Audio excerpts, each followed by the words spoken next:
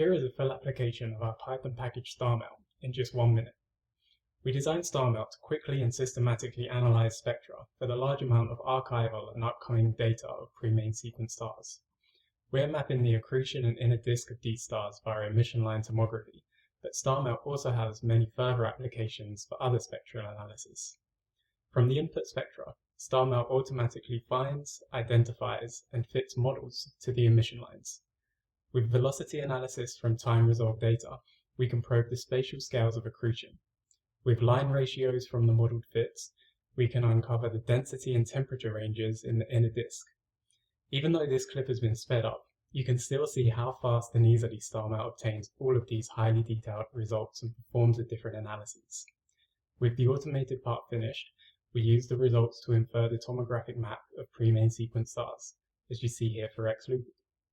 Thank you for watching.